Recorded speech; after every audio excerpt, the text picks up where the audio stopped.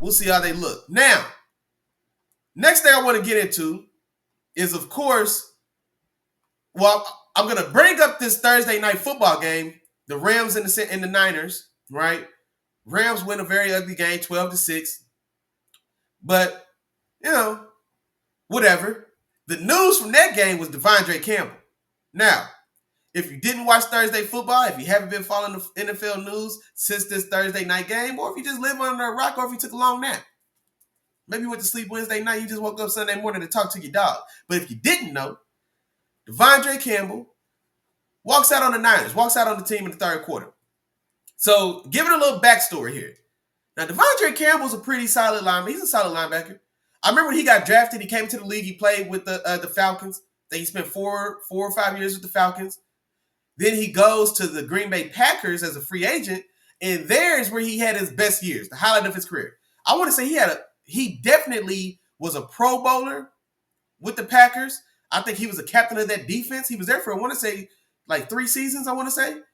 In those 3 seasons, I'm positive he was I'm pretty sure. I'm 90% sure he was a Pro Bowler. And also, I believe he was an All-Pro for 1 year while he was with Green Bay. Phenomenal time in Green Bay. He signs with the 49ers just this offseason. Now, of course, the Niners lost Dre Greenlaw. They have a fantastic linebacker duo. Fred Warner and Dre Greenlaw are this generation's iteration of like Patrick Willis and Navarro Bowman, maybe. Brian Urlacher and Lance Briggs, right? You know what I mean? Think of any style of linebacker duo tandem that are, 2 top 10 guys at the position, playing together. So that's what I think of when I think of Dre Greenlaw and Fred Warner. I think both those are top 10 linebackers, stackbackers in the league. And so it makes me think of, like I said, Brian Urlacher and Lance Briggs, Patrick Willis and Navarro Bowman. Y'all want to go back far enough, Jack Lambert and Jack Ham. What's up? Hello. You know what I'm saying? If y'all want to go back far enough. But that's what Harry Carson and Lawrence Taylor with the Giants. LT being an edge predominantly, you know what I'm saying, playing on the edge, but yeah, linebacker duo. And so I had to say Dre Greenlaw and losing him in the Super Bowl against the Chiefs changed the complexion of that game. Losing Dre Greenlaw in that Super Bowl against the Chiefs helped change the projection of that game. For sure, it cannot be understated. So he pops his Achilles on the sideline when the Niners about to run back on the field. And then so he's been out since that Super Bowl loss until Thursday. Thursday was his first game back. And in his first game back, Dre Greenlaw had 10 tackles in the first half. He was everywhere. You know what I'm saying? Fired up. He was everywhere. Well, then during that game, the Niners lose like 3 linebackers. Dre Greenlaw goes back down with some style of injury. Fred Warner goes down for a time with an ankle injury. And the third backer, they lose a third backer as well. So essentially, there's no one left. Devondre Campbell, you still here? You still cashing checks? You wearing a jersey? Shanahan in the game? Hey, Devondre, man, get in there, man. We need you, bro. Devondre Campbell pouting. Nah, I'm cool. Nah, man, I'm cool, man. I ain't really feel like playing football today. That's what's being reported. I don't know if he said that for sure, but the story was being said that when he was told to go in the game, he said, "No, he didn't feel like playing football today." Now here's my thoughts on this. For one, all right, he was starting. He got set on the shelf when Dre Greenlaw got back. Now, here's the thing about that. Well, bro, what'd you expect? You had to know that. You had to know that before you got there. Hey, we got a guy. We got a guy we love, man. One of the leaders of this defense. We lost him. He's injured. That's why you're here. You're here because he's unavailable. Well, guess what? Shit, now he's available. Now he's available, bro. So what's your beef? You wanted to start over? Well, sorry. Sorry, not sorry, because I'm paying you. So I take it back. Not sorry. You're getting paid. You got paid. We paid you to show up. And the fact that you showed up, you dressed out. Well, why'd you show up and dress out if you didn't feel like playing football today? Don't tell me you didn't feel like playing football today. You showed up and dressed out. You went through warm-ups. You went through pregame meal. You were in that pregame meeting. You was in the locker room. You put your head in that pile with your jersey on. Yo, soft ass. Man, I ain't trying to disrespect him like that. What I'm saying is like, nah. Don't tell me you didn't feel like playing football today. That's what I'm saying. You showed up, you dressed out, you put your hand in that pile before we ran on the field, bro. So what you're saying is, no, I ain't come to play ball. I came to steal a check. Because you got paid. I came to steal a check. I ain't think y'all was really going to call me out. I came here to hide in the back and get paid. Because I'm pouting. But here's the thing about it. This is the first time that we've seen this type of behavior. We've seen it. But it doesn't excuse the buffoonery, man. Doesn't excuse it. That's soft. If you felt like that, bro, you shouldn't have dressed out. I ain't saying you had to play. You a grown man, dog. You ain't got to play. But don't be no hoe about it either. You got paid. You showed up. You put your pads on. You put your hand in the pile when we broke it down. Why is your hand in the pile when we break it down? If you ain't come to play football today, bro. Hell no, man. That's why I can't respect it. That's why I can't respect it. If he didn't show up to the game, or if that week in the game prep, when they told him he's sitting down this week, and he said, nah, man, I don't feel like that's fair. I don't feel like it's justified. I don't want to sit down. I ain't showing up. All right, stand on your business then, bro. I'm not saying I agree with that either. But that's more respectable than doing it the way you did. Don't show up and dress for battle and then refuse to get in the war. Then refuse to get in the fight. Because now the bullet's flying, bro. Now the bullet's flying. And that's when you walked off like a hoe. Nah, man, that's weak, bro. Hell no. Hell no, bro. Hell no. That's why I can't respect it, man. I think Shanahan's came out, stated the obvious. It's the last time he's going to play for the Niners. Okay, yeah.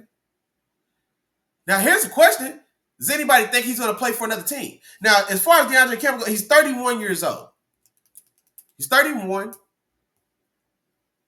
So he's got more yesterdays than he has tomorrows. Now, I was trying to get into the mind of Devondre Campbell. I'm like, okay, what's he thinking, man? Like, what if anything would be the cause of justification? He's 31. I'm going to say it again. He's got more yesterdays than he has tomorrows.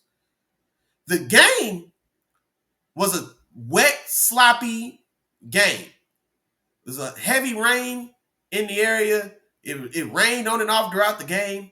The field is super wet. It's slick. It's muddy. You know what I mean? And so he's 31. He's on a 1-year deal. He's a free agent after this year. He's not going. The Niners aren't bringing him back. So maybe he got in his own head about that. Maybe he starts thinking about injury. Like, damn, man, I'm on the sideline. I've been on the sideline for this whole half. Anyway, we're midway through the third quarter. I'm cold. I'm stiff. I'm not loose. And now I got to go out here on this wet, slick, muddy field. You know what I mean? And maybe his mind wasn't in it.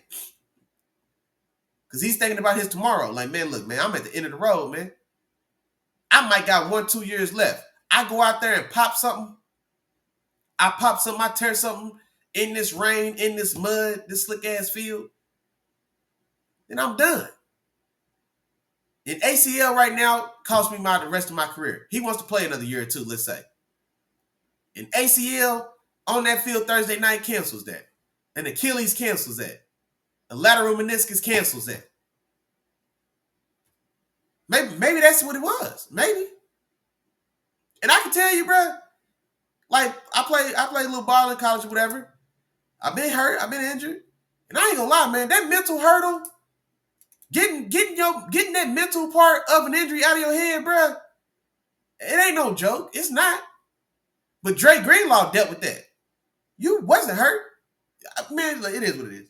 I don't know, man. I was trying to make it make sense. Maybe he was protecting his future. Maybe he was protecting his future. Maybe he didn't see the risk of going out there for a half of football in those conditions on that sloppy, messy field. You know what I'm saying? Maybe that's what it was, man. I don't know. I was trying to offer up some type of insight into maybe what he was thinking about. That's the only thing I could be thinking about. But before this point, he had filled in admirably for the Niners. He had 79 tackles on the season to this point of the season. Filling in for Dre Greenlaw. So, it is what it is. Keandre said it's not soft, it's disrespectful to the other people on the field that's with you. To hell with the front office. Hey, that's a fact, bro. And that's the point, man. And that's the thing, man, about football, is because just like my dog Keandre just said, man, like the coaches, the front office, GM, owners, they shit on players. That's no secret, man. The players get the short end of the stick more times than not. And so I dig that. I really do. We've all had coaches we just didn't fool with us, and we just didn't fool with them either. We a lot of us have been there, bro. But the thing about football, man, is at a certain point, when you put your hands in that pile, bro, that's bigger than everything else, bro. That's bigger than everything else. When you put your hand in that pile before we run on the field one more time, bro, because everybody that run on the field don't run off. Ryan Shazier ran on the field one day after he put his hand in the pile. He never ran off. I don't know if he's ever ran again.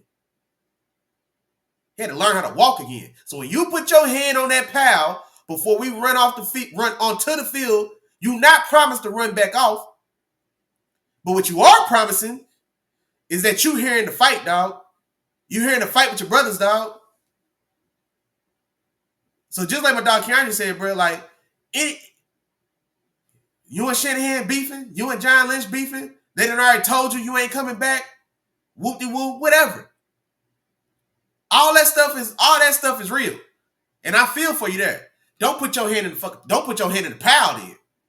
That's what I don't like. Because that hand in the pile is a promise to everybody else in gold and red that I'm here, bro. That's what you did. That's why it's weak. That's why it's disrespectful. That's why I called it soft. I'm not saying because soft is a measure of character, dog. Soft is a measure of character. I'm not saying he's a hoe. I'm not saying he won't fade somebody right now. They play with him. I ain't saying that. All right, that's not what I'm talking about. Soft is a measure of character. And that shit weak, bro. Oh, man. Hell no. I don't feel like playing ball today. Nigga, you showed up, man. You got me talking out of character, bro, on my show, man. That's all I'm saying. It's 53 guys on an NFL roster. I think 45 or 46 of them are active on game day. It's 45 other guys out there taking that chance, Keandre. Everybody out there has that same risk. It takes one play to lose your career. It takes one, dog. It takes one play to lose your career, your livelihood, your life's dream, your life's goal. The culmination of all the work you put in your life to that point. It takes one play to lose all that, bro. But when you put your hand in the pile, bro, that's what you signed up to do, man. I can't respect it, bro. Soft, bro. That shit weak, man. Hell no, dog. Nah, man. Ain't no way, dog.